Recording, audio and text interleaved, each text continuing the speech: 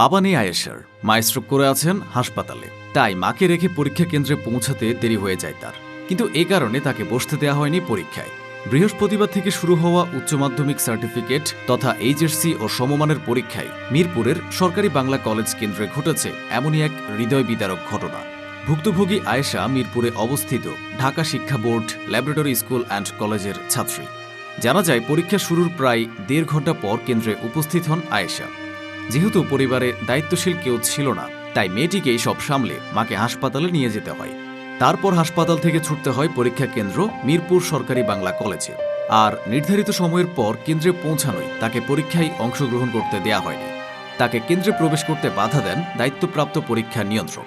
বিষয়টি সামাজিক যোগাযোগ মাধ্যমে ভাইরাল হয়েছে। অনেকে এই ঘটনার নিন্দা জানাচ্ছেন। অনেকে বলছেন, মানবিক বিবেচনায় আয়েশার পরীক্ষা নেওয়া যেত।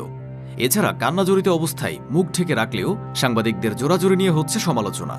এদিকে আয়েশার প্রথম পরীক্ষা না নেওয়া হলে তার হয়ে বিনা পারিশ্রমিকে আইনি লড়াই করতে প্রস্তুত আছেন বলে জানিয়েছে সুপ্রিম কোর্টের জ্যেষ্ঠ আইনজীবী ব্যারিস্টার রুহুল কুদ্দুস কাজল।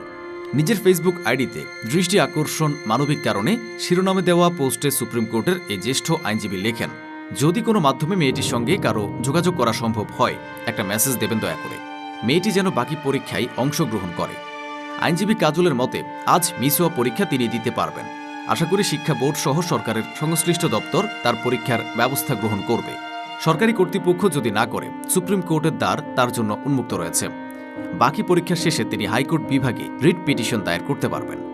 এ বিষয়ে আইনজীবী কাজল আরও জানান, উল্লেখ করা প্রয়োজন, রেজিস্ট্রেশন করতে না পারা মতিঝিলের একটি কলেজের ১৩২ জন নারী শিক্ষার্থী পরীক্ষা শুরুর মাত্র ২ দিন হওয়া সুপ্রিম কোর্টের আদেশে এইচএসসি পরীক্ষায় অংশগ্রহণ করেছিলেন, যে মামলাটি আমি করেছিলাম। এছাড়া এমন অসংখ্য রায় ও আদেশ আমাদের সর্বোচ্চ আদালতের রয়েছে। তিনি লেখেন, আর মেয়েটি বা তার পরিবার চাইলে এ ব্যাপারে আমার চেম্বার থেকে মেয়েটিকে বিনা পারিশ্রমিকে আইনি সহায়তা প্রদান করা হবে। বলে রাখা ভালো, দেশজুড়ে উচ্চ মাধ্যমিক সার্টিফিকেট তথা এইচএসসি ও সমমান পরীক্ষায় প্রথম দিনের পরীক্ষা শেষ হয়েছে বৃহস্পতিবার ২৬ তারিখ। ২৬ জুন সকাল ১০টায় পরীক্ষা শুরু হয়।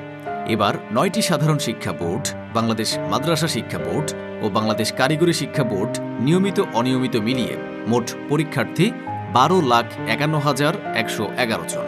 সময়সূচি অনুযায়ী প্রথম দিনে সাধারণ ৯ শিক্ষা বোর্ডের অধীনে ১,৬০৫ কেন্দ্রে বাংলা প্রথমপত্র পরীক্ষা অনুষ্ঠিত হয়েছে।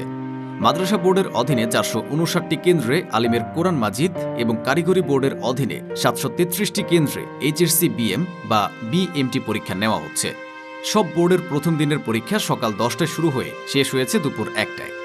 ঢাকা বোর্ডের এইচএসসি পরীক্ষার্থী ছিল ২,৯১,২৪১, রাজশাহীতে ১,৩৩,২৪২, কুমিল্লায় ১,০১,৭৭৫, যশোরে ১,১৬,৩১৭, চট্টগ্রামে ১,৩৫,০০০ জন। এছাড়া বরিশালে ৬১,০২৫, সিলেটে ৬৯,৬৮৩, দিনাজপুরে ১,০৩,৮৩২ এবং ময়মনসিংহে ৭৮,২৭৩ জন। এদিকে মাদ্রাসা বোর্ডের অধীনে আলিম পরীক্ষার্থী ৮৬,১০২ জন। কারিগরি বোর্ডের অধীনে এইচএসসি পরীক্ষার্থীর সংখ্যা ১,০৯,৬১১ জন। প্রথম দিনের এইচএসসি পরীক্ষা শেষ হলেও সামাজিক যোগাযোগ মাধ্যমে আয়েশার ঘটনাটি ছিল বেশ আলোচিত।